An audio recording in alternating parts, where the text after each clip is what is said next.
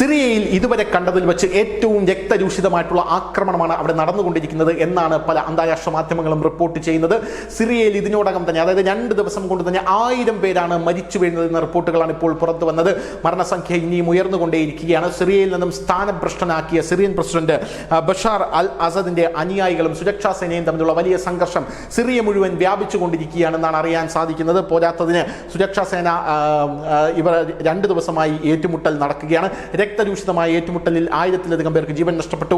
കഴിഞ്ഞ 14 വർഷത്തിനിടയിൽ സിറിയയിൽ നടന്ന ഏറ്റവും വലിയ കലാപം, ഏറ്റവും വലിയ രക്തരൂഷിതമായിട്ടുള്ള പോരാട്ടമാണ് ഇപ്പോൾ അവിടെ നടന്നുകൊണ്ടിരിക്കുന്നത് എന്നാണ് മനസ്സിലാക്കാൻ സാധിക്കുന്നത്. UK ആസ്ഥാനമായിട്ടുള്ള സിറിയൻ ഒബ്സർവേറ്ററി ഫോർ ഹ്യൂമൻ റൈറ്റ്സിന്റെ കണക്കനുസരിച്ച് വെടിയേറ്റ് കൊല്ലപ്പെട്ട 745 സാധാരണക്കാരും കൊല്ലപ്പെട്ടവരിൽ ഉൾപ്പെടുന്നു എന്നുള്ളതാണ് മനസ്സിലാകുന്നത്. ഇതിനു പുറമെ സർക്കാർ സുരക്ഷാ സേനാംഗങ്ങളിലെ 125 പേർ, അസദുമായി ബന്ധപ്പെട്ട സായുധ ഗ്രൂപ്പുകളിൽ നിന്നുള്ള 148 ഭീകരരടക്കം അവിടെ കൊല്ലപ്പെട്ടിട്ടുണ്ട്.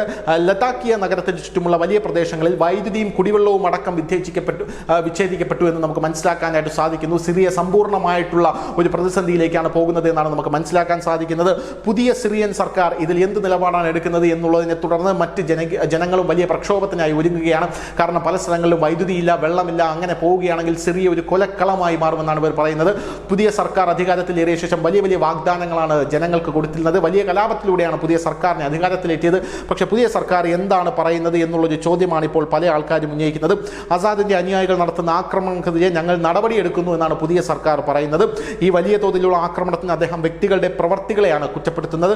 വ്യാഴാഴ്ച സിറിയയിലെ തീരദേശ നഗരമായ ജബ്ലയ്ക്ക് സമീപം സുരക്ഷാ സേന ഒരാളെ കസ്റ്റഡിയിലെടുക്കാൻ ശ്രമിച്ചപ്പോഴാണ് ആക്രമണം പൊട്ടിപ്പുറപ്പെട്ടത് എന്നുള്ളതാണ് പ്രധാനപ്പെട്ട ഒരു കാര്യം. സിറിയയിലെ പുതിയ സർക്കാരിനോട് വിശ്വസ്തരായ സുന്നി മുസ്ലിങ്ങൾ, തോക്കുധാരികൾ അസദിന്റെ ന്യൂനപക്ഷമായ അലവൈറ്റ് സമുദായത്തിലെ അംഗങ്ങളെ കൊലപ്പെടുത്താൻ തുടങ്ങിയത് മുതൽ ഇരുവരും തമ്മിലുള്ള ഏറ്റുമുട്ടൽ ആരംഭിച്ചതാണ്.